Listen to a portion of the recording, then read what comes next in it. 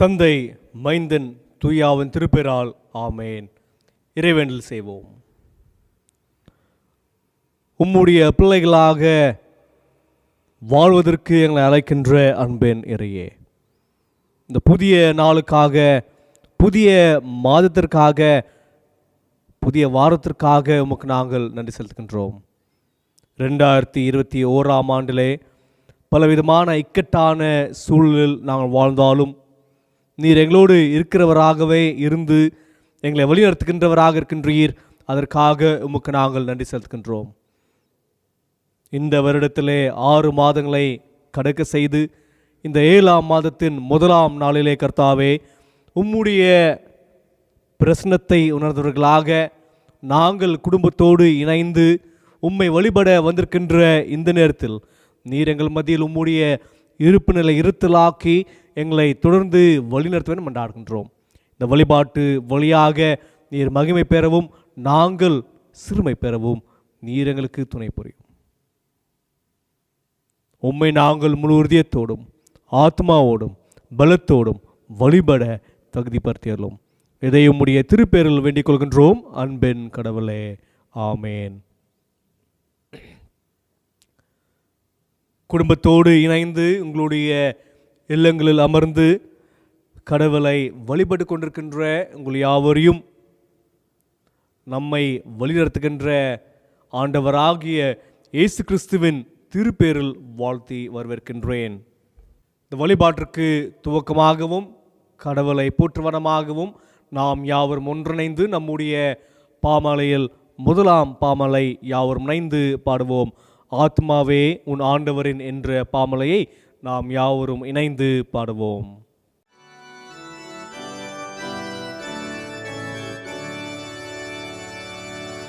ஆத்மாவே உன் ஆண்டவரின் திருப்பாதம் பணிந்து மீட்பு சுகம் ஜீவனருள் பெற்றதாலே துதித்து அல்லேலூயா என்றென்றைக்கும் நித்யநாதரை போற்று. நம் பிதாக்கள் தாழ்வில் பெற்ற தயை நன்மை காய்த்துதி கோபம் கொண்டு மாருளியும் என்று மாறாதோர் துதி. அல்லேலூயா அவர் உண்மை மாமகிமையாம் துதி. தந்தை போல் மாதாயை உள்ளோர் நீசர் மன்னோர் நன்மையே அன்பின் காரம் கொண்டு தாங்கி மாற்றார் வீழ்த்தி காப்பாரே. அல்லேலூயா இன்னும் அவர் அருள் விரிவானதே.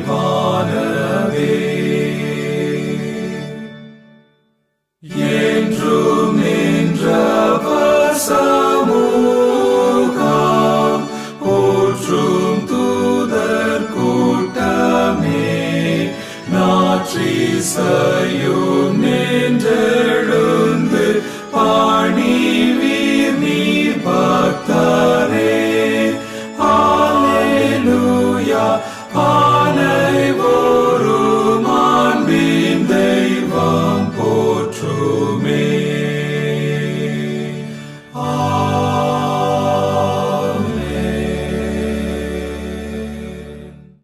இரண்டாம் ஆராதனை முறையை பின்பற்றுவோம். நாம் கடவுளை தொழுவோம். கடவுள் ஆவியாயிருக்கிறார். அவரை தொழுது கொள்கிறவர்கள் ஆவியோடும் உண்மையோடும் அவரை தொழுது கொள்ள வேண்டும். நம்முடைய பிதாவாகிய கடவுளாலும் கர்த்தராகிய இயேசு கிறிஸ்துவினாலும் உங்களுக்கு கிருபையும் சமாதானம் உண்டாவதாக. இது கர்த்தர் உண்டு பண்ணின நாள். இதில் களி கூர்ந்து மகிழ கடவோம். ஆண்டவரே, எங்கள் உதடுகளை திறந்தருளும். பொழுது எங்கள் வாய் உம்முடைய புகழை அறிவிக்கும். பிதாவுக்கும் குமாரனுக்கும் பரிசுத்த ஆவிக்கும் மகிமை உண்டாவதாக. ஆதியிலும் இப்பொழுதும் எப்பொழுதுமான சதா காலங்களிலும் மகிமை உண்டாவதாக. ஆமென். திரியேக கடவுளை போற்றுதல். சேனைகளின் கடவுளாகிய கர்த்தரே, நீர் பரிசுத்தர், பரிசுத்தர், பரிசுத்தர். வானமும் பூமியும் உமது மகிமையால் நிறைந்திருக்கின்றன. உன்னதத்திலே ஓசன்னா. கர்த்தரின் நாமத்தினாலே வந்தவரும் வருகிறவருமானவர் ஸ்தோத்திரிக்கப்பட்டவர். உன்னதத்திலே ஓசன்னா. கடவுளே, நீர் பரிசுத்தர். கடவுளே, நீர் பரிசுத்தர். சர்வ வல்லவரே, நீர் பரிசுத்தர். சர்வ வல்லவரே, நீர் பரிசுத்தர். சாவமுடவரே, நீர் பரிசுத்தர். சாவாமை உடையவரே, நீர் பரிசுத்தர். ஆண்டவரே, எங்களுக்காக சிலுவையில் அறையுண்ட எங்கள் மீட்பரே, எங்கள் மேல் கிருபையாயிரும். ஆண்டவரே, எங்களுக்காக சிலுவையில் அறையுண்ட எங்கள் மீட்பரே, எங்கள் மேல் கிருபையாயிரும். பரிசுத்த ஆவியாகிய ஆண்டவரே, எங்கள் மேல் கிருபையாயிரும். பரிசுத்த ஆவியாகிய ஆண்டவரே, எங்கள் மேல் கிருபையாயிரும். ஆண்டவரே, எங்கள் ஜெபங்களையும் ஆராதனையும் ஏற்றுக்கொண்டு எங்கள் மேல் கிருபையாயிரும். ஆண்டவரே, எங்கள் மேல் மனதுருகி எங்கள் மேல் கிருபையாயிரும். பாவ அறிக்கை. நமக்கு பாவம் இல்லை என்போமானால் நம்மை நாமே வஞ்சிகர்களாவோம். நமக்குள் உண்மை இல்லை.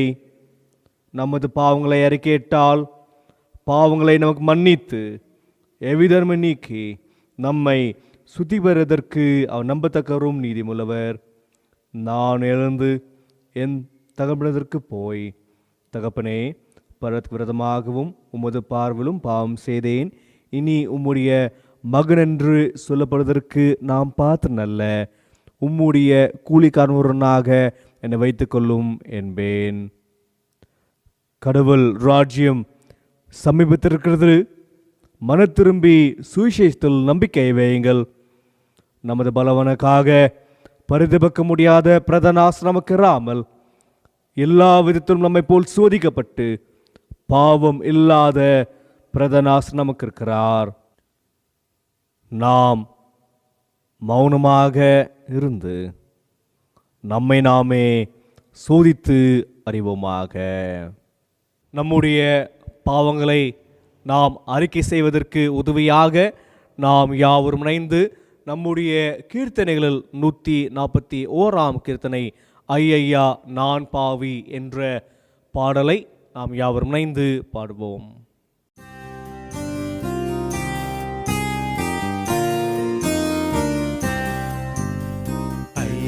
ஐயா நான் பாவி, என்னை ஆளும் தயாபரனே, என்னை ஆளும் தயாபரனே.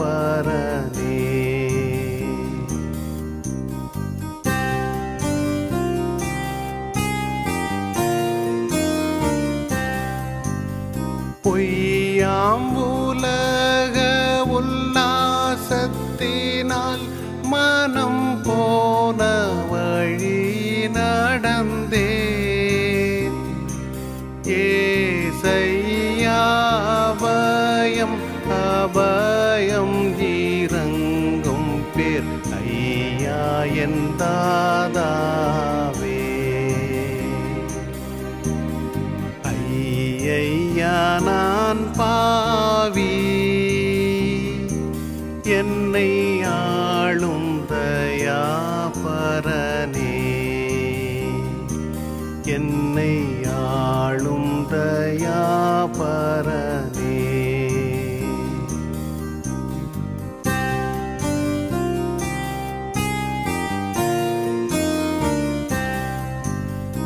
எத்தனை சூதுகள், எத்தனை வாதுகள், எத்தனை தீதுகளோ,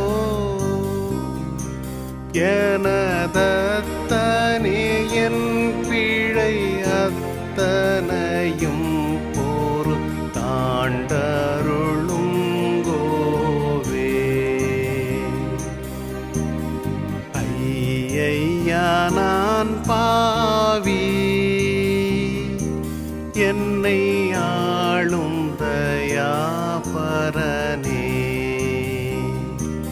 என்னை ஆளும் தயாபரனே.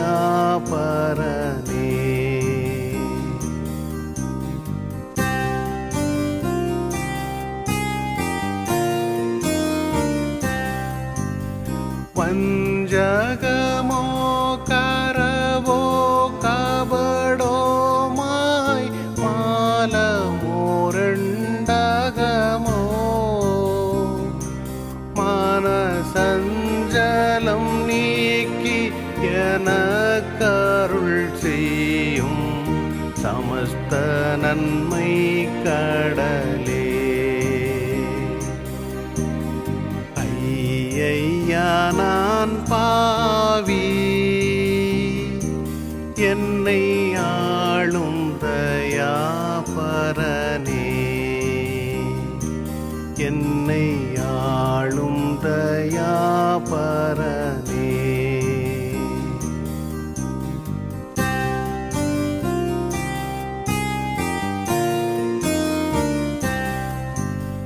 பொய்யும் புரட்டும் உருட்டும் திருட்டும் போராமையும் ஆணவமும்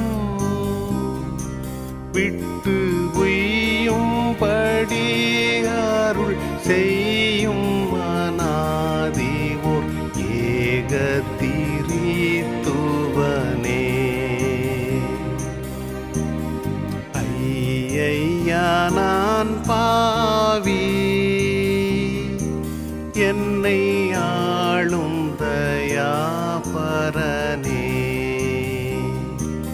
என்னை ஆளும் தயாபரனே.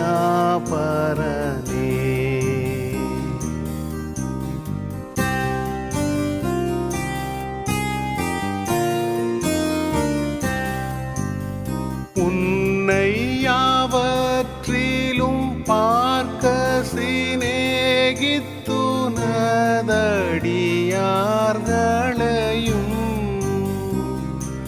நான் என்னை சிநேகிக்கிறார் போல் சிநேகிக்க ஏவும் பராபரனே. ஐயையா நான் பாவி, என்னை ஆளும் தயாபரனே. சர்வ வல்லமுள்ள கடவுளத்தில் நாம் நமது பாவங்களை தாழ்மையோடு அறிக்கையிடுவோம். நாம் யாவரும் சேர்ந்து முதலாம் பாவர்க்க ஜெபத்தை ஏறெடுப்போம். சர்வ வல்லமையும் மிகுந்த இரக்கமுள்ள பிதாவே, தப்பிப்போன ஆடுகளைப் போல நாங்கள் உமது வழிகளை விட்டு விலகிலைந்து போனோம். எங்களை எதிர்த்து யோசனைகளுக்கும் விருப்பங்களுக்கும் மிகவும் இணங்கி நடந்தோம். உம்முடைய பரிசுத்த கற்பனைக்கு விரோதமாய் குற்றம் செய்தோம். செய்யத்தக்கவர்களை செய்யாமல் செய்யத்தகாதவர்களை செய்து வந்தோம். எங்களுக்கு சுகமே இல்லை. ஆனாலும் ஆண்டவரே, தேவரீர் எங்கள் ஆண்டவராகிய இயேசு கிறிஸ்துவின் மூலமாய் மனிதருக்கு அருள் செய்த வாக்குத்தத்தத்தின்படியே நிர்வாக்கியமுள்ள குற்றவாளியாக எங்களுக்கு இறங்கும். தப்பிதை மேல் அறிக்கை மேல் எங்கள் மேல் பொறுமையாயிரும். பாவத்தில் மித்தம் துக்கப்படுகிற எங்களை சீர்படுத்தும். மிகவும் இரக்கமுள்ள பிதாவே, உம்முடைய பரிசுத்த நாமத்துக்கு மகிமையுண்டாகும்படி நாங்கள் இனி தேவ பக்தியும் நீதியும் தெளிந்த புத்துள்ளார் நடந்து வர இயேசு கிறிஸ்து நிமித்தம் எங்களுக்கு கிருபை செய்தருளோ. ஆமென். பாவ மன்னிப்பின் உறுதியை பெற்றுக்கொள்வோம். சர்வ வல்லமையும் மிகுந்த இரக்கமுள்ள ஆண்டவர் மன்னிப்பையும் பாவ நிவர்த்தியும் நமக்கு கட்டளையிட்டருளி வாழ்க்கையை சீர்படுவதற்கான காலத்தையும் தமது பரிசுத்தாவின் கிருபையும் தேற்றுதலும் தந்தருள்வாராக. ஆமேன். ஆண்டவரை துதியுங்கள். இந்நாளுக்குரிய திருமறை பகுதிகளாக முதலாம் ஒப்பந்த நூல் திருமறை பகுதி யாத்ராகமும் 36ஆம் அதிகாரம் 2ஆம் திருவசனம் துவங்கி 7ஆம் திருவசனம் வரை. Exodus chapter 36 verses beginning from 2 to 7. பெசலியேலையும் அகோலியாப்பையும் கர்த்தரால் ஞானம் அடைந்து அந்த வேலைகளை செய்ய வரும்படி தங்கள் இருதயத்தில் எழுப்புதல் அடைந்த ஞான இருதயத்தாராகிய எல்லாரையும் மோசே வரவழைத்தான். அவர்கள் இஸ்ரவேல் புத்திரர் திருப்பணிக்கு அடுத்த சகல வேலைக்காகவும் கொண்டு வந்த காணிக்கை பொருட்களை எல்லாம் மோசேனிடத்தில் வாங்கி கொண்டார்கள். பின்னும் ஜனங்கள் காலைதோறும் தங்களுக்கு இஷ்டமான காணிக்கைகளை அவனிடத்தில் கொண்டு வந்தார்கள். அப்பொழுது பரிசுத்த ஸ்தலத்து வேலைகளை செய்கிற விவேகிகள் யாவரும் அவரவர் செய்கிற வேலையின் காரியமாய் வந்து மோசேயை நோக்கி, கர்த்தர் செய்யும்படி கற்பித்த வேலைக்கு வேண்டியதற்கு அதிகமான பொருள்களை ஜனங்கள் கொண்டு வருகிறார்கள் என்றார்கள். அப்பொழுது மோசே, இனி புருஷர்களாவது ஸ்திரீகளாவது பரிசுத்த ஸ்தலத்துக்கென்று காணிக்கையாக ஒரு வேலையும் செய்ய வேண்டாம் என்று பாளையம் எங்கும் கூறும்படி கட்டளையிட்டான். இவ்விதமாய் ஜனங்கள் கொண்டு வருகிறது நிறுத்தப்பட்டது. செய்ய வேண்டிய எல்லா வேலைகளுக்கும் போதுமான பொருள்கள் இருந்ததும் அல்லாமல் அதிகமாயும் இருந்தது. பாடம் முடிந்தது. நிருப பாடமாக பிலிப்பியர் 4ஆம் அதிகாரம் 10ஆம் திருவசனம் துவங்கி 20ஆம் திருவசனம் வரை. Epistle reading according to Philippians chapter 4 verses beginning from 10 to 20. நற்செய்தி பாடமாக தூய லூக்கா எழுதின நற்செய்தி நூல் 19ஆம் அதிகாரம் 11ஆம் திருவசனம் துவங்கி 27ஆம் திருவசனம் வரை. The Gospel according to St. Luke chapter 19 verses beginning from 11 to 27. அவர்கள் இவைகளை கேட்டுக்கொண்டிருக்கையில் அவர் எருசலேமுக்கு சமீபத்திருந்தபடியினாலும் தேவனுடைய ராஜ்யம் சீக்கிரமாய் வெளிப்படும் என்று அவர்கள் நினைத்தபடியினாலும் அவர் ஒரு உவமையை சொன்னார். பிரபுவாகிய ஒருவன் ஒரு ராஜ்யத்தை பெற்றுக்கொண்டு திரும்பி வரும்படி தூரதேசத்துக்கு போக புறப்பட்டான். புறப்படும்போது அவன் தன் ஊழியக்காரரில் 10 பேரை அழைத்து அவர்களிடத்தில் 10 ராத்தல் திரவியம் கொடுத்து, நான் திரும்பி வரும் அளவும் இதை கொண்டு வியாபாரம் பண்ணுங்கள் என்று சொன்னான். அவனுடைய ஊரார் அவனை பகைத்து, இவன் எங்கள் மேல் ராஜாவாய் இருக்கிறது எங்களுக்கு மனதில்லை என்று சொல்லும்படி அவன் பின்னே ஸ்தானாதிபதிகளை அனுப்பினார்கள். அவன் ராஜ்யத்தை பெற்றுக்கொண்டு திரும்பி வந்தபோது தன்னிடத்தில் திரவியம் வாங்கியிருந்த அந்த ஊழியக்காரரில் அவனவன் வியாபாரம் பண்ணி சம்பாதித்தது இவ்வளவென்று அறியும்படி அவர்களை தன்னிடத்தில் அழைத்து வர சொன்னான். அப்பொழுது முந்தினவன் வந்து, ஆண்டவனே, உம்முடைய ராத்தலினால் 10 ராத்தல் ஆதாயம் கிடைத்தது என்றான். எஜமான் அவனை நோக்கி, நல்லது, உத்தம ஊழியக்காரனே, நீ கொஞ்சத்தில் உண்மையுள்ளவனாய் இருந்தபடியினால் 10 பட்டணங்களுக்கு அதிகாரியாய் இரு என்றான். அப்படியே 2ஆம் ஊழியக்காரன் வந்து, ஆண்டவனே, உம்முடைய ராத்தலினால் 5 ராத்தல் ஆதாயம் கிடைத்தது என்றான். அவனையும் அவன் நோக்கி, நீயும் 5 பட்டணங்களுக்கு அதிகாரியாய் இரு என்றான். பின்பு வேறொருவன் வந்து, ஆண்டவனே, இதோ உம்முடைய ராத்தல், இதை ஒரு சிலையிலே வைத்திருந்தேன். நீர் வைக்காததை எடுக்கிறவரும் விதைக்காததை அறுக்கிறவருமான கடினமுள்ள மனுஷன் என்று அறிந்து உமக்கு பயந்திருந்தேன் என்றான். அதற்கு அவன், பொல்லாத ஊழியக்காரனே, உன் வாய் சொல்லை கொண்டே உன்னை நியாயம் தீர்க்கிறேன். நான் வைக்காததை எடுக்கிறவனும் விதைக்காததை அறுக்கிறவனுமான கடினமுள்ள மனுஷன் என்று அறிந்தாயே, பின்னை ஏன் நீ என் திரவியத்தை காசு கடையிலே வைக்கவில்லை?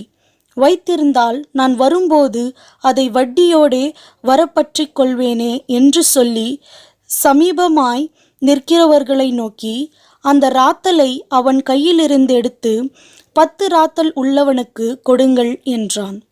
அதற்கு அவர்கள், ஆண்டவனே, அவனுக்கு 10 ராத்தல் இருக்கிறதே என்றார்கள்.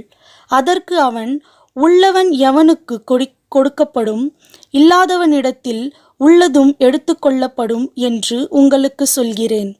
அன்றியும் தங்கள் மேல் நான் ராஜாவாகிறதற்கு மனதில்லாதிருந்தவர்களாகிய என்னுடைய சத்துருக்களை இங்கே கொண்டு வந்து எனக்கு முன்பாக வெட்டி போடுங்கள் என்று சொன்னான் என்றார். வாசிக்க தெரிந்து கொள்ளப்பட்ட சுவிசேஷ வேத பாடம் வாசித்தாயிற்று. கிறிஸ்துவே உமக்கே மகிமை உண்டாவதாக. அருளுரைக்கு ஆயத்தமாக நாம் யாவரும் ஒன்றிணைந்து நம்முடைய கீர்த்தனைகளில் 187ஆம் கீர்த்தனை தந்தனனை இயேசுவே என்ற கீர்த்தனையை நாம் யாவரும் இணைந்து பாடுவோம்.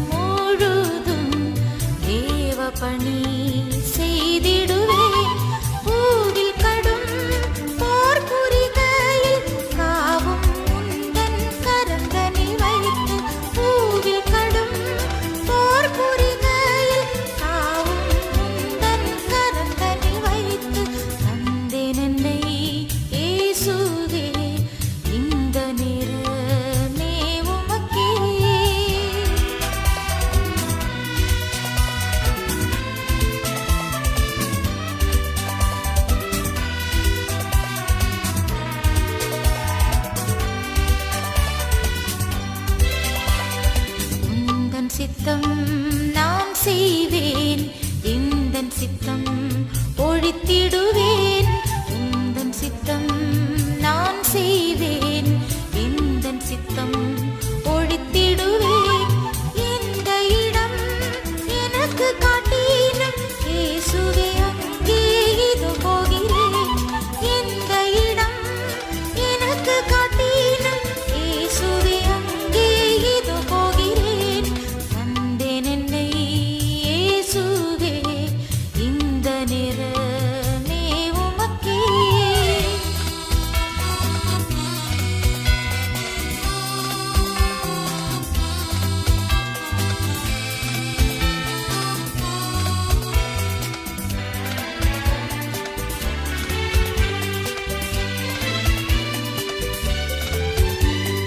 ஒன்றுமில்லை நான் ஐயா, உம்மாலன்றி ஒன்றும் செய்யேன். ஒன்றுமில்லை நான் ஐயா, உம்மாலன்றி ஒன்றும் செய்யேன். அன்று சிலர் கழித்த ஆவியால் இன்றே அடியேனை நிரப்பும். அன்று சிலர் கழித்த ஆவியால் இன்றே அடியேனை நிரப்பும். தந்தேன் என்னை இயேசுவே, இந்த நேரமே உமக்கே. தந்தேன் என்னை இயேசுவே, இந்த நேரமே உமக்கே. இறைவேண்டல் செய்வோம். அன்பு நிறைந்த கடவுளே, இந்த வாரத்தின் முதலாம் நாளிலே உம்முடைய சன்னிதானத்தில் நாங்கள் அமர்ந்து உம்முடைய திருவார்த்தைகளை நாங்கள் கேட்கின்ற போது நீர் எங்களோடு உரையாட வேண்டும் என்று நாங்கள் மன்றாடுகின்றோம். நாங்கள் கேட்கிறது மட்டுமல்லாமல் எங்களுடைய வாழ்க்கையில் அதை கடைப்பிடிக்க நீர் எங்களுக்கு உம்முடைய தூய ஆவியால் ஏவுதல் செய்ய வேண்டும் என்று நாங்கள் மன்றாடுகின்றோம். இதை உம்முடைய திருப்பேரில் வேண்டிக் கொள்கின்றோம் அன்பின் இறையே, ஆமேன். உங்களுடைய இல்லங்களில் அமர்ந்து கடவுளுடைய திருவார்த்தையை கேட்டுக்கொண்டிருக்கின்ற உங்கள் யாவரையும் நம்மை அழைத்து வழிநடத்துகின்ற மூவொரு கடவுளின் திருப்பேரில் வாழ்த்தி வரவிருக்கின்றேன். ஜூலை 3ஆம் தேதி தூய தாமஸ் நாளாக, தூய தோமாவின் நாளாக அனுசரிக்கப்படுகிறது. கத்தோலிக்க திருச்சபை, சிரியன் கேத்தலிக் திருச்சபை ஆகிய திருச்சபைகள் நம்முடைய திருச்சபையோடு சென்ட் தாமஸ் டே ஆக ஆசரிக்கப்படுகிறது. தூய தோமா ஆனவர் இந்தியாவுக்கு வந்து கிறிஸ்துவின் நற்செய்தி அறிவித்தவராக இருக்கிறார். அது நிமித்தமாக இந்த நாள் அனுசரிக்கப்படுகிறதை நாம் இங்கே பார்க்கின்றோம். தூய தோமா திருச்சபை சார்ந்த அனைவருக்கும் என்னுடைய சார்பிலே ஹாப்பி சென்ட் தாமஸ் டே என்று வாழ்த்துவதை உங்களுக்கு நான் தெரிவித்துக் கொள்கின்றேன். தோமாவை குறித்து நாம் மேலும் சொல்ல வேண்டுமென்றால், யோவான் 11ஆம் அதிகாரம் 16ஆம் திருவசனத்திலே அவர் திதைமு எனப்பட்ட தோமா என்று அழைக்கப்படுகிறதை நாம் பார்க்கின்றோம். இந்த தோமானவர் இயேசுவோடு இணைந்து திருப்பணி செய்தவராக இருக்கிறார். யோவான் 11ஆம் அதிகாரம் 5ஆம் திருவசனத்திலிருந்து 16ஆம் திருவசனம் வரை பார்க்கின்ற போது அந்த பகுதியில் இயேசு கிறிஸ்து யூதாவுக்கு செல்வதற்கு ஆயத்தமாக இருக்கின்ற நேரத்திலே அவருடைய சீடர்கள் அவரை பார்த்து, இப்பொழுது அங்கே செல்ல வேண்டாம், ஏனென்றால் யூதர்கள் கல்லெறிய காத்து கொண்டிருக்கிறார்கள் என்று சொல்கின்ற போது தோமா தான் உடனடியாக சொல்கிறார், நாம் அனைவரும் செல்வோம், இயேசுவோடவே நாம் மரித்து போவோம் என்று அவர் அங்கே சொல்கிறதை பார்க்கிறோம். இதிலே அவருடைய ஒப்படைப்பை நாம் இங்கே பார்க்கின்றோம். இயேசு கிறிஸ்துவுடைய கடைசி போஜனத்தில் நாம் பார்க்கின்ற போது, நான் சென்று வருவேன், உங்களை அழைத்து கொண்டு சொல்வேன் சொல்கின்ற போது, நான் செல்கின்ற வழியை நீங்கள் அறிந்து கொள்ளிருக்கிற இயேசு கிறிஸ்து சொல்கிற போது, அப்பொழுது தோமா உடனே சொல்கிறார், நீர் செல்கின்ற இடம் நாங்கள் அறியோமே என்று. என்றால் அங்கே தோமாவுடைய ஆர்வத்தை நாம் அங்கே பார்க்கின்றோம். யோவான் 20ஆம் அதிகாரம் 19ஆம் வசனத்திலிருந்து 29ஆம் திருவசனம் வரை பார்க்கின்ற போது அந்த பகுதியிலே தோமாவை சந்தேகப்பட்ட தோமா என்று அந்த பகுதி பொதுவாக கருதப்படுகிறதை பார்க்கின்றோம். ஆனால் அதற்கு முன்பதாக பார்க்கின்ற போது அனைத்து சீடர்களுக்கும் இயேசு கிறிஸ்து காட்சி கொடுக்கிறார். இயேசு கிறிஸ்து காட்சி கொடுக்கின்ற நேரத்தில் தோமா அங்கே இருக்கவில்லை. அது நிமித்தமாகத்தான் அவர் சொல்கிறார், நான் இயேசு கிறிஸ்துவை என்னுடைய கண்ணிலே பார்த்து அவருடைய காயங்களிலும் அவருடைய விழாவிலும் என்னுடைய கையை போட்டால்தான் நான் நம்புவேன் என்று சொல்கிறார். ஆனால் இயேசு கிறிஸ்து காட்சி தோமாவுக்கு கொடுக்கின்ற போது அவர் உடனடியாகவே அவர் அறிக்கை செய்கிறார், என் ஆண்டவரே என் கடவுளே என்று, என் ஆண்டவரே என் கடவுளை என்று அவர் அறிக்கை செய்கிறதை நாம் பார்க்கின்றோம். இந்த அறிக்கையை தான் தோமா அவருடைய வாழ்நாள் முழுவதுமாக அவர் கடைபிடிக்கிறதை பார்க்கின்றோம். அந்த உறுதிக்கு அவர் நிலைநிற்பதை நாம் பார்க்கின்றோம். அது நிமித்தமாகத்தான் அவர் இந்தியாவுக்கு வந்து இந்தியா நாட்டிலே கிறிஸ்துவை குறித்து அறிவித்து அது நிமித்தமாக அவர் மரித்ததை நாம் பார்க்கின்றோம். ஜூலை 3ஆம் தேதி நேற்றைய தினத்தில் இந்த தூய தோமா நாளை ஆசரிக்கிறோம் என்றால் அந்த ஒரு நினைவு நாளாக இருக்கின்ற போது தோமா அவர்கள் செய்த திருப்பணியை நாம் நினைத்து அவருக்கு நன்றி செலுத்துகின்ற, கடவுளுக்கு நன்றி செலுத்துகின்ற நாளாகவும் அது அமைகிறது என்று நாம் இங்கே பார்க்கின்றோம். தோமா அவருடைய வாழ்க்கை குறித்து மேலும் சொல்ல வேண்டும் என்றால், இயேசு கிறிஸ்து சொன்ன கட்டளை, நீங்கள் சென்று இந்த உலகமெங்கும் நற்செய்தி அறிவிங்கள் என்று சொன்ன அந்த காரியத்தை அவர் பொறுப்போடு எடுத்து அவர் பொறுப்பாண்மையோடு அவர் செயல்பட்டார் என்று நாம் பார்க்கின்றோம். அது நிமித்தமாகத்தான் அவர் இரத்த சாட்சியாக மரித்தார் என்றும் நாம் பார்க்கின்றோம். தென்னிந்திய திருச்சபையின் அட்டவணை பிரகாரமாக இன்றைக்கு சிந்திப்பதற்கு நமக்கு கொடுக்கப்பட்டிருக்கின்ற தலைப்பாக பொறுப்பாண்மை என்று வருகிறது. ஸ்டீவர்ட்ஷிப், டிரான்ஸ்பரன்சி அண்ட் அக்கௌண்டபிலிட்டி என்ற தலைப்பின் கீழாக நாம் சிந்திக்க போகின்றோம். பொறுப்பாண்மை ஞாயிற்றாக இருக்கிறது. வெளிப்படையான தன்மை கணக்காண்மையும் கொண்ட பொறுப்பாண்மை என்ற தலைப்பின் கீழாக நாம் சிந்திக்க போகின்றோம். கடவுள் நமக்கு பல வள ஆதாரங்களை கொடுத்தவராக இருக்கிறார். ஆசீர்வாதங்களை கொடுக்கின்றவராக இருக்கிறார். அவருடைய இறை ஆட்சியை கட்டுவதற்கு திருமறை வழியாக நாம் பார்க்கின்றோம். அந்த ஒரு அடிப்படையில் இந்த பொறுப்பாண்மை என்றால் என்ன என்று பார்க்கின்ற போது கிரேக்க மொழியில் ஒய்குனோமோஸ் என்ற வார்த்தை வருவதை பார்க்கின்றோம். ஸ்டீவர்ட் அல்லது மேனேஜர் என்று பார்க்கின்றோம். மேல் பார்வையாளர் என்று சொல்கின்றோம், உக்கிரக்காரன் என்று நாம் சொல்கின்றோம். a supervisor, a person who takes care of something என்று இதோடைய பொருளாகும்.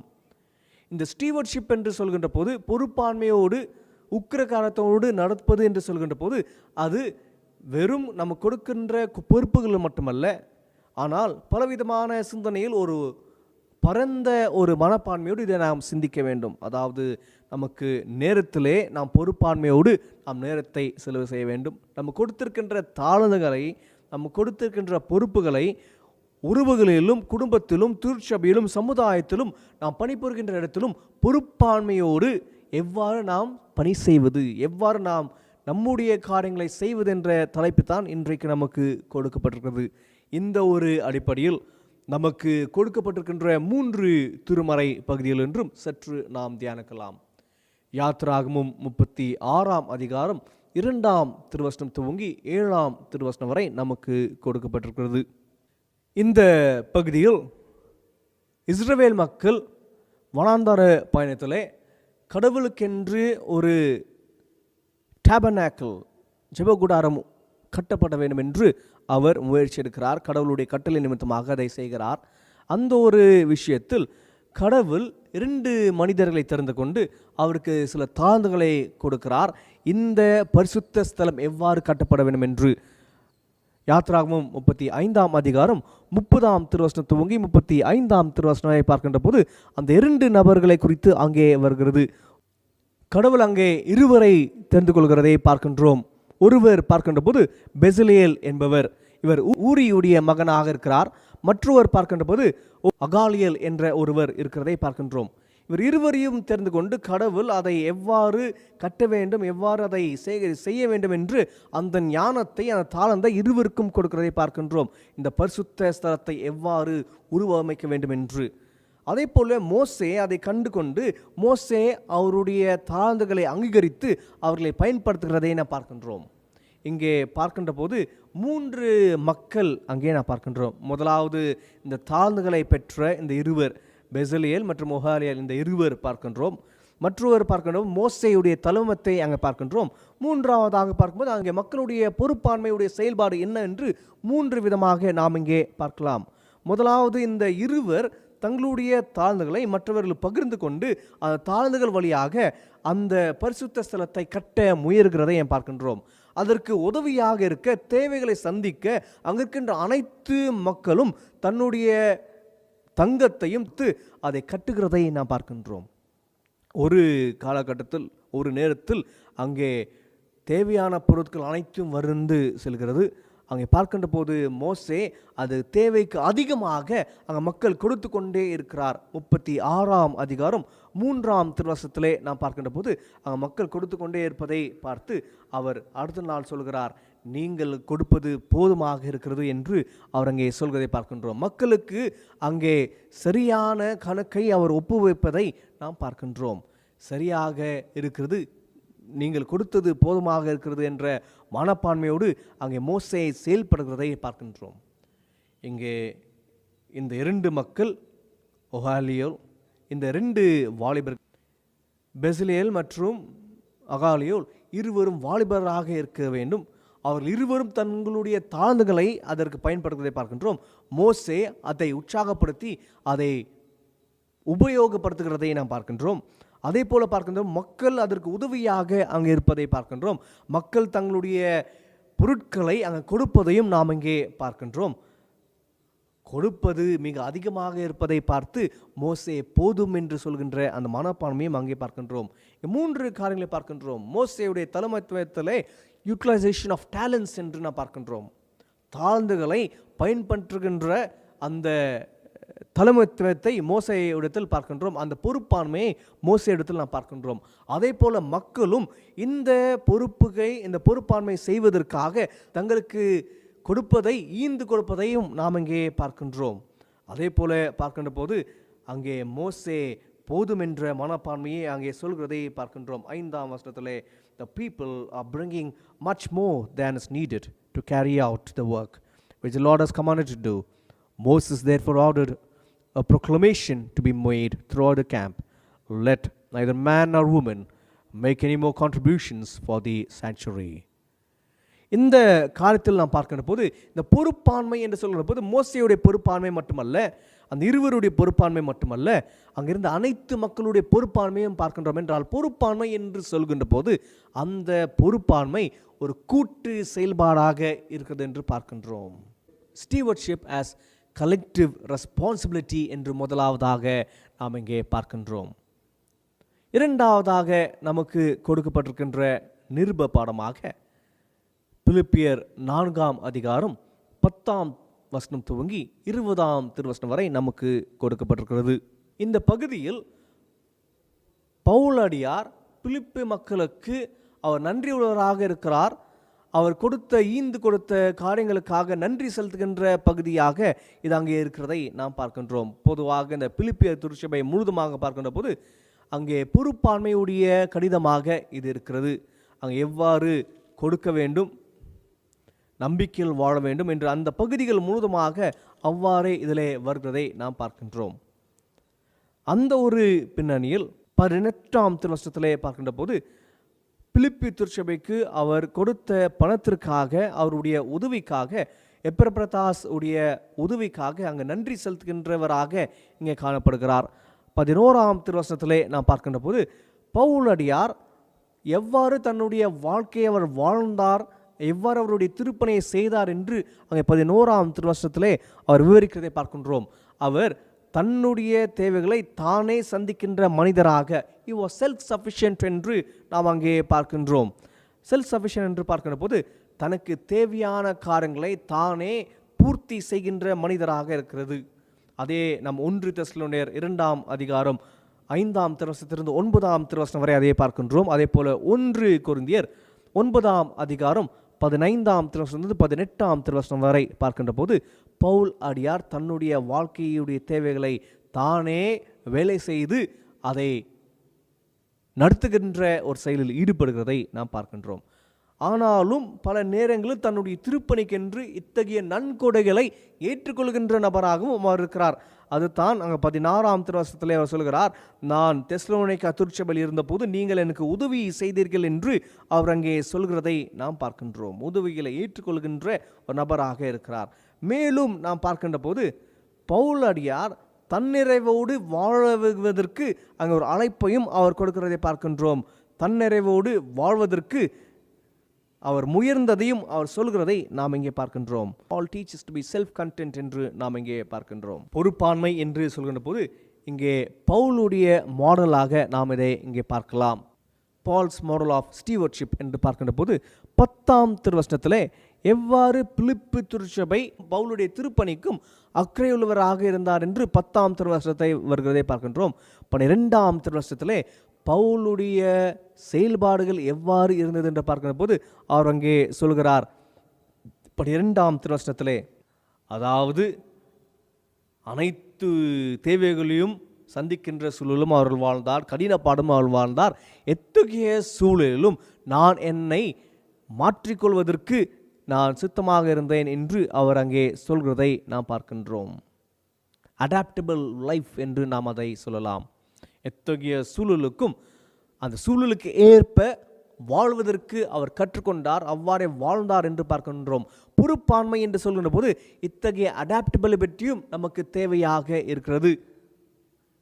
கன்னட மொழியில் ஒரு பழமொழி சொல்கிறார்கள், ஆசிகே இதஸ்டு காலு சாச்சு.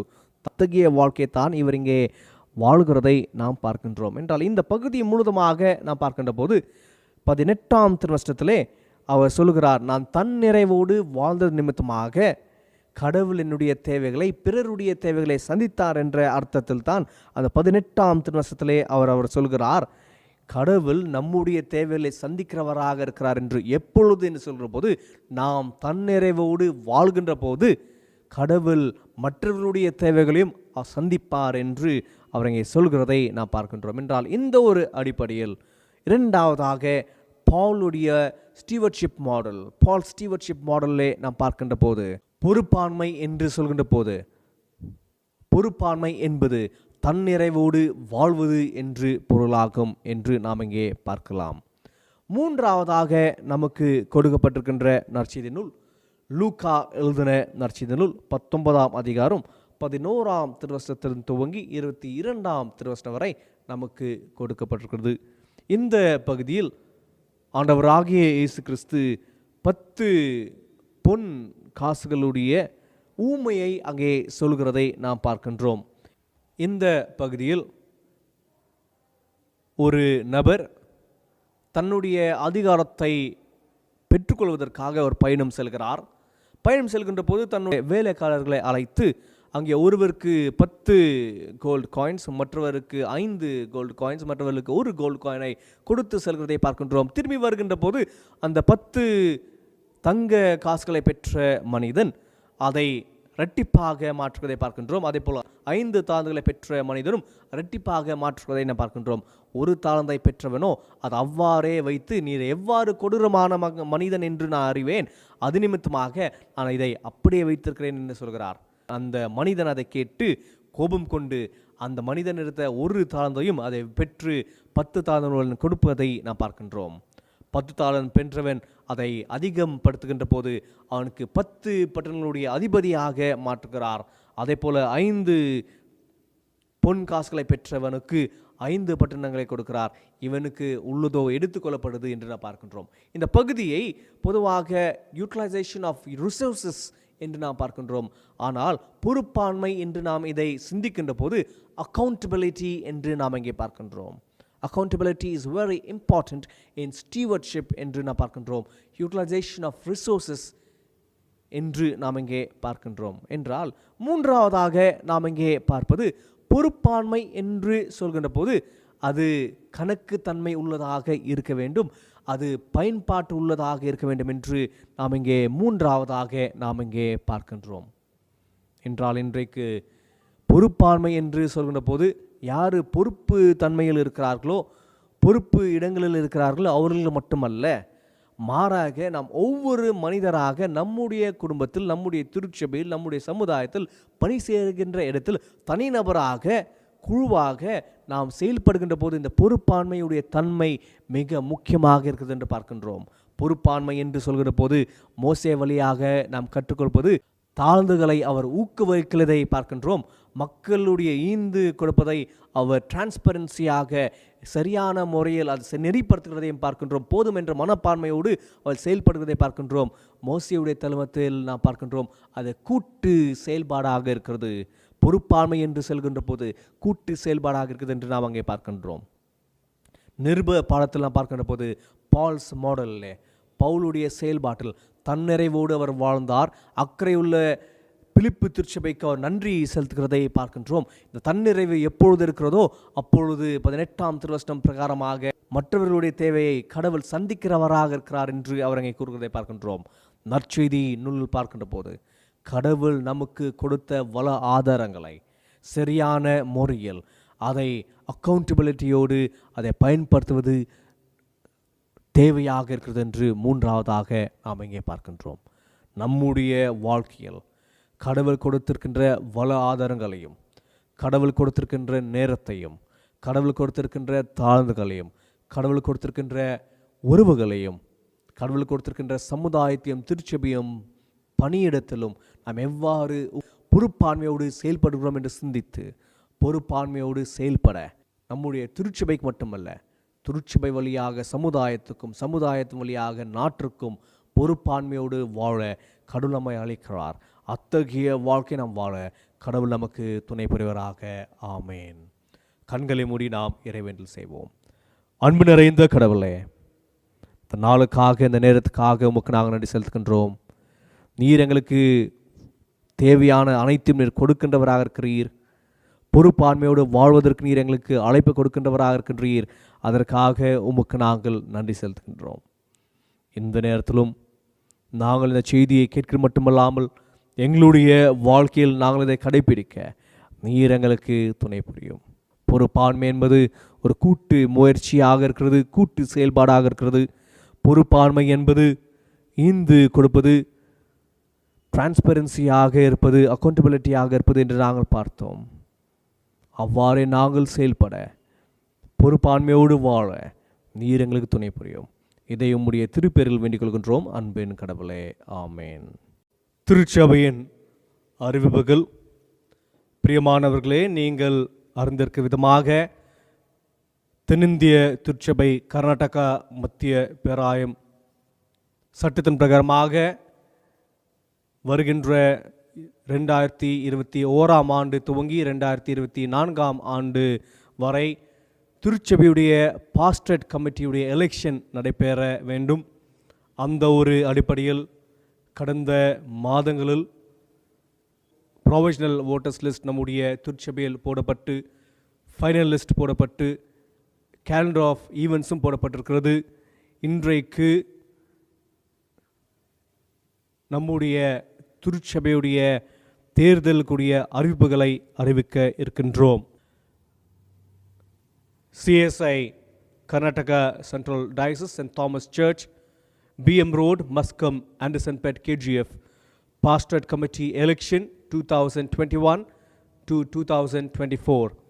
A voter or candidate must be, அதாவது வாக்காளர் வேட்பாளர் தகுதிகள் என்னவென்று நான் இப்பொழுது படிக்கின்றேன்.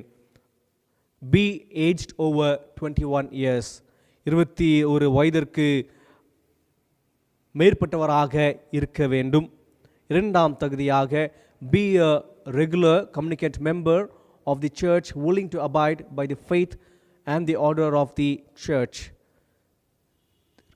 திருவிருந்து அங்கத்தினராக இருக்க வேண்டும். திருச்சபையுடைய நம்பிக்கையில் வாழ்ந்தவராக இருக்க வேண்டும். மூன்றாவதாக be regular in attendance at public worship and shall have received communion in his or her congregation at least 3 times a year. இறை வழிபாட்டில் ஒழுங்காக தவறாமல் கலந்து கொள்ள வேண்டும். குறிப்பாக கடந்த ஒரு வருடத்தில் 3 முறை ஆகிலும் திருவிருந்தில் பங்கு பெற்றவராக இருக்க வேண்டும்.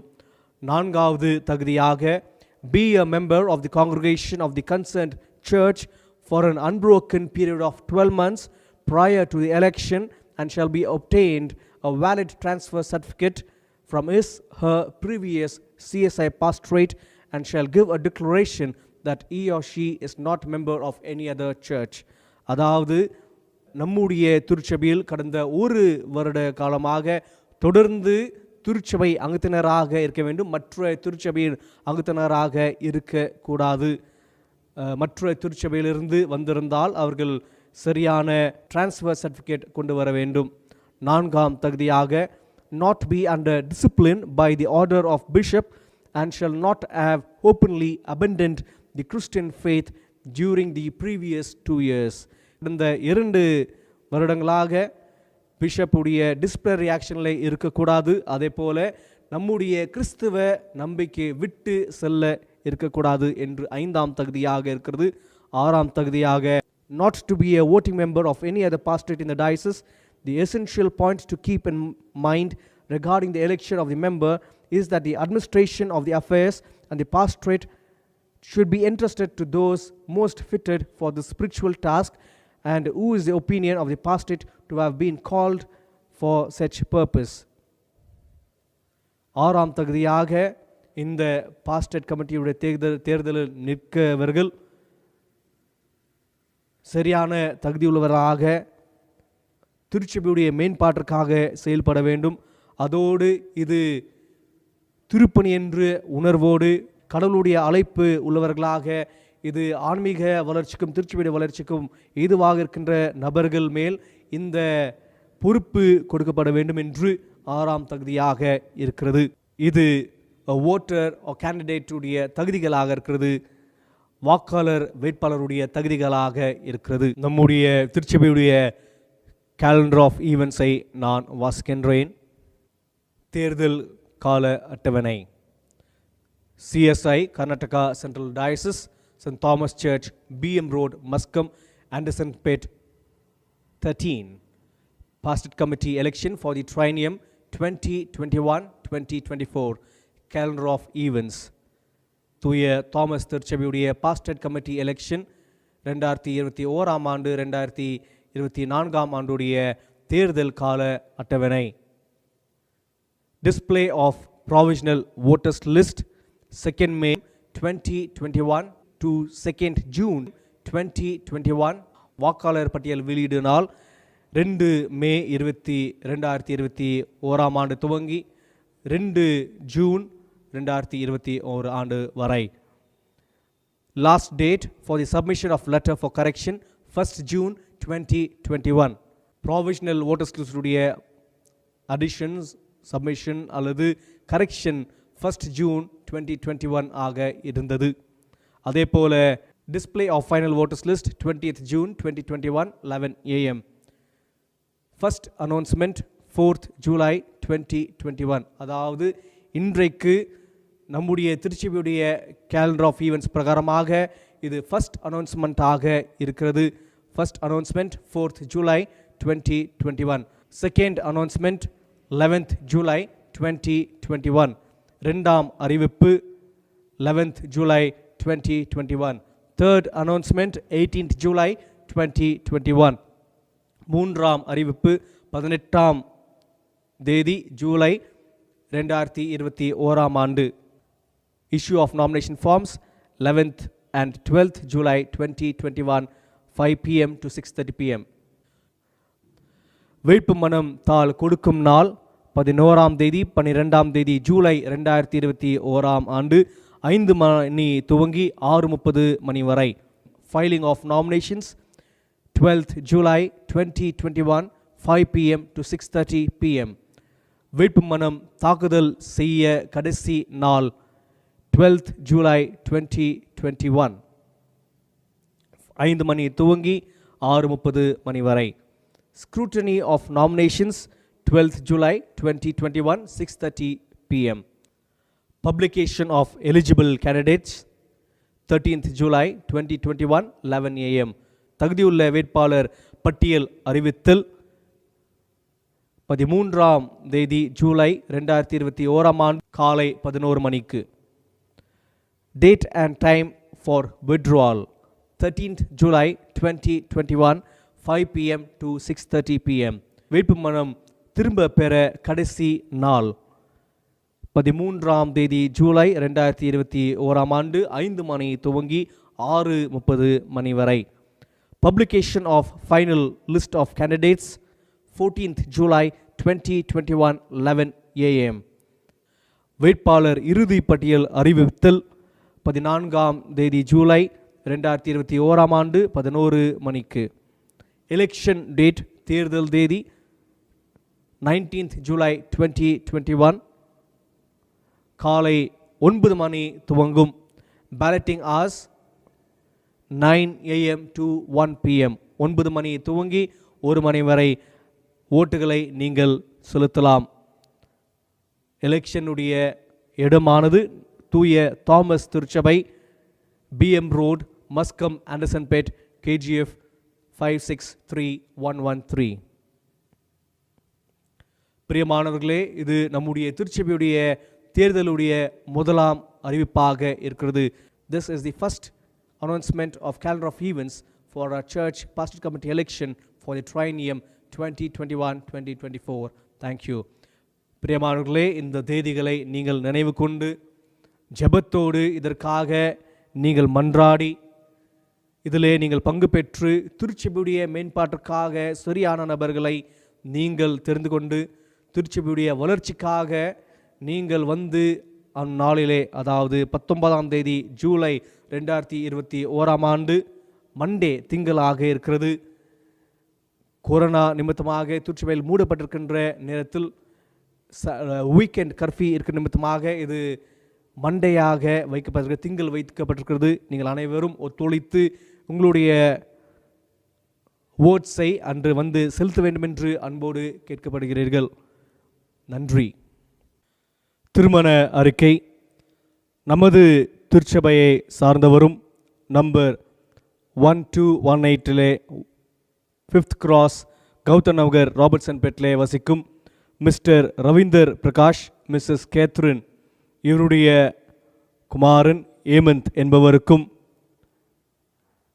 நம்முடைய திருச்சபை சார்ந்தவரும் நம்பர் 426 லூர்த் நகர் ஆண்டர்சன்பேட்டில் வசிக்கும் Mrs Violet late Mr Jacob இவருடைய மகள் ஷைலா என்பவருக்கும் பெரியோர் நாள் திருமணம் நிச்சயிக்கப்பட்டிருக்கிறது. இவர்கள் இருவரும் திருமண வாழ்க்கையில் இணையக்கூடாத நியாயமான காரணம் தடை இருந்தால் அது திருச்சபை போதகருக்கு எழுத்து வழியாக தெரிவிக்க வேண்டும் என்று அன்போடு கேட்கப்படுகிறீர்கள். இது இவர்களுக்கு முதலாம் அறிவிப்பாக இருக்கிறது. இறைவேண்டல் செய்வோம். அன்பு நிறைந்த கடவுளே, வள ஆதாரங்களை, நேரங்களை, தாழ்ந்துகளை எங்களுக்கு கொடுத்து பொறுப்பாண்மையோடு வாழ்வதற்கு எங்களை அழைக்கின்றவரே, இந்த நாளுக்காக, இந்த நேரத்துக்காக உமக்கு நாங்கள் நன்றி செலுத்துகின்றோம். இந்த நேரத்திலும் எங்களுடைய திருச்சபையாருக்காக, திருச்சபையுடைய ஒவ்வொரு குடும்பங்களுக்காக நாம் மன்றாடுகின்றோம். ஒவ்வொரு குடும்பத்தையும் நீர் ஆசீர்வதித்து வழிநடத்தும் கர்த்தாவே, பொறுப்பாண்மையோடு நாங்கள் செயல்பட சமுதாயத்திலும் குடும்பத்திலும் திருச்சபையிலும் நாட்டுக்காக நாங்கள் பொறுப்பாண்மையோடு செயல்பட நீர் எங்களை உம்முடைய கருவியாக பயன்படுத்த வேண்டும் என்று மன்றாடுகின்றோம். பொறுப்பாண்மை என்பது கூட்டு செயல்பாடாக இருக்கிறது. பொறுப்பாண்மை என்பது ஈந்து கொடுப்புதலாக இருக்கிறது. பொறுப்பாண்மை என்பது தன்னிறைவோடு வாழ்வது நாங்கள் கேட்கிறது மட்டுமல்லாமல் அத்தகைய வாழ்க்கையை நாங்கள் வாழ நீர் எங்களுக்கு துணை புரிய வேண்டும் கொண்டாடுகின்றோம். கஷ்டத்திலும் துன்பத்திலும் கண்ணீரோடும் கவலையோடும் இருக்கின்றவர்களுக்காக மன்றாடுகின்றோம். அவர்களுக்கு உம்முடைய ஆறுதலையும் உம்முடைய சமாதானம் கொடுத்தாலும் நாங்கள் அவர்களுக்கு உதவுகின்ற கரங்களாக ஜீவிக்க கிருபை பாராட்டும். எங்களுடைய திருச்சபையுடைய ஊழியங்களுக்காக நாம் மன்றாடுகின்றோம். வருகின்ற நாட்களில் திருச்சபை, அனைத்து திருச்சபைகளும் தடுக்கப்பட்டு நாங்கள் உம்மை வழிபட அந்த நாளை காண நீர் எங்களுக்கு கிருபை பாராட்டும். இந்த கொரோனா நிமித்தமாக பாதிக்கப்பட்ட மக்களுக்காக நாம் மன்றாடுகின்றோம். அவர்களுக்கு உம்முடைய பாதுகாப்பை கொடுத்தருளும். கொரோனாவிலே உயிரிழந்த மக்களுக்காக, அவருடைய குடும்பத்திற்காக நாங்கள் வேண்டுதல் செய்கின்றோம். அவர்களுக்கு உம்முடைய வீழ்த்துதலுடைய நிச்சயத்தின் நிமித்தமாக தொடர்ந்து வாழ கிருபை பாராட்டும். எங்களுடைய திருச்சபையுடைய ஊழியங்களுக்காக மன்றாடுகின்ற போது சண்டே ஸ்கூல் பிள்ளைகளுக்காக நாங்கள் வேண்டுதல் செய்கின்றோம். அவர்களுக்கு உம்முடைய பாதுகாப்பையும் உம்முடைய ஞானத்தையும் உம்முடைய அறிவையும் கொடுத்து வழி நடத்தும். திருச்சபையுடைய வாலிபர்களுக்காக மன்றாடுகின்றோம். வேலையை தேடிக்கொண்டிருக்கின்ற வாலிபர்களுக்காக, கர்ப்பம் தரித்த மக்களுக்காக, குழந்தை பெற வாஞ்சித்திருக்கின்றவர்களுக்காக நாங்கள் மன்றாடுகின்றோம். அவர்கள் அனைவருக்கும் உம்முடைய சித்தன் பிரகாரமாக அதை நீ நிறைவேற்றுவேன் வேண்டி நிற்கின்றோம். திருச்சபையில் இருக்கின்ற வயதான மக்களுக்காக மன்றாடுகின்றோம். அவர்களுக்கும் உம்முடைய பாதுகாப்பை கொடுத்தருளும். உம்முடைய சுகத்தை பலத்தை நீர் கொடுத்தவேன் மன்றாடுகின்றோம். பெண்கள் ஐக்கிய சங்கத்திற்காக, கோயருக்காக நாம் மன்றாடுகின்றோம். குறிப்பாக கர்த்தாவே, எங்களுடைய திருச்சபையில் வருகின்ற 19ஆம் தேதி ஜூலை மாதம் திங்கள் 2021ஆம் ஆண்டு நடைபெறுகின்ற தேர்தலுக்காக உம்மை நோக்கி நாங்கள் பார்க்கின்றோம். ஐக்கியத்தோடு ஒரே மனப்பான்மையோடு நாங்கள் செயல்பட நீர் யாரை திருச்சபையுடைய மேம்பாட்டிற்காக ஊழியம் என்று உணர்ந்து செயல்படுகின்ற நபர்களை நீர் தெரிந்து கொண்டு அவர்களுக்கு உம்முடைய தாழ்ந்துகளை உம்முடைய கிருபை கொடுத்து அவர்களை வழிநடத்த வேண்டும் மன்றாடுகின்றோம். சுமூகமாக அதை முடிக்க சமாதானத்தோடு நாங்கள் தொடர்ந்து திருப்பணியை செய்ய நீர் கிருபை பாட்டவே நிற்கின்றோம். கடந்த 3 ஆண்டிலே திருச்சபைக்காக செயல்பட்ட கமிட்டி அங்கத்தினர் ஒவ்வொருக்காக மன்றாடுகின்றோம். திருச்சபையில் இருந்த ஆயர்களுக்காக நாங்கள் வேண்டுதல் செய்கின்றோம். ஒவ்வொருவரையும் நீர் ஆசீர்வாதத்தை வழிநடத்தும். எங்களுடைய பிஷப் அவர்களுக்காக, கர்நாடகா மத்திய பேராயத்துக்காக, அனைத்து ஆஃபீஸர்ஸ்களுக்காக, ஆயர்களுக்காக வேண்டுதல் செய்கின்றோம். ஒவ்வொரு திருச்சபையும் ஒவ்வொரு ஆயர்களையும் நீர் ஆசீர்வதித்து நடத்தும். அதே போல் எங்களுடைய நாட்டிற்காக, நாட்டின் தலைவர்களுக்காக நாங்கள் மன்றாடுகின்றோம். விவசாயிகளுக்காக, அடித்தட்ட மக்களுக்காக நாங்கள் வேண்டுதல் செய்கின்றோம். ஒவ்வொருவரையும் நீர் வழி நடத்தும். உம்முடைய பலத்த கருத்துக்குள்ளாக நாங்கள் எங்களை ஒப்புக்கின்றோம். இது அனைத்தும் நாங்கள் இறைமைந்த இயேசு கிறிஸ்துவின் திருப்பேரில் வேண்டிக் கொள்கின்றோம். அன்பின் கடவுளே, ஆமேன். இந்த வழிபாட்டிற்கு நிறைவாக நாம் யாவரும் ஒன்றிணைந்து நம்முடைய பாமாலையில் 306ஆம் பாமலை தூய்மை பெற நாடு என்ற பாமலையை நாம் யாவரும் இணைந்து பாடுவோம்.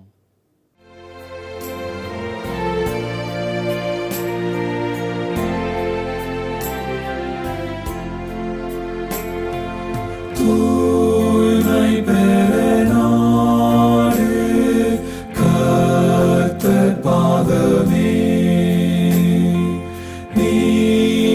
வைத்தவர் வார்த்தை உட்கொள்ளென்றுமே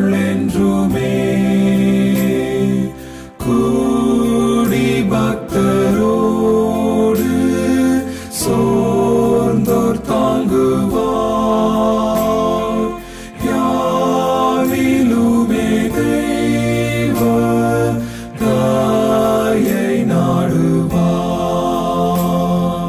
தூய்மை பெருநாடு லோக கோஷத்தில் தாழ்நீ திருநாளும் அவர் பாதத்தில் இயேசுவை போலாய் நோக்கினவராய் ஆழ்மருளில் காண்பார் அவர் சாயலாய்.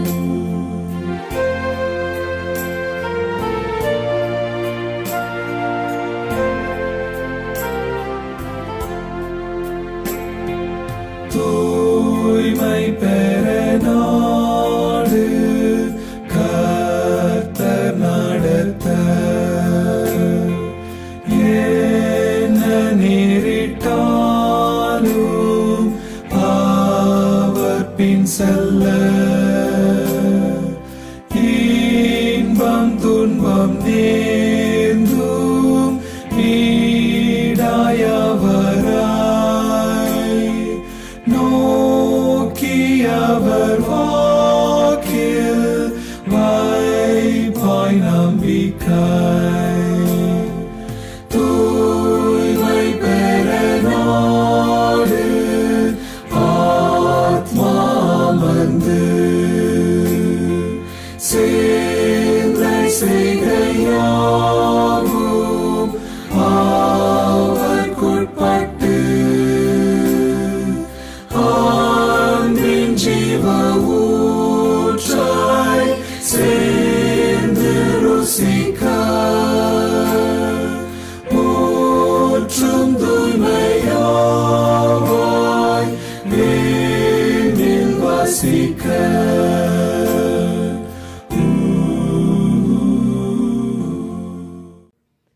யாவரும் சேர்ந்து சொல்வோம். என் ஆத்மாவே கர்த்தரை ஸ்தோத்திரி, என் முழுவலுமே அவருடைய பரிசுத்த நாமத்தை ஸ்தோத்திரி. என் ஆத்மாவே கர்த்தரை ஸ்தோத்திரி, அவர் செய்த சகல உபகாரங்களை மறவாதே. ஆமேன்.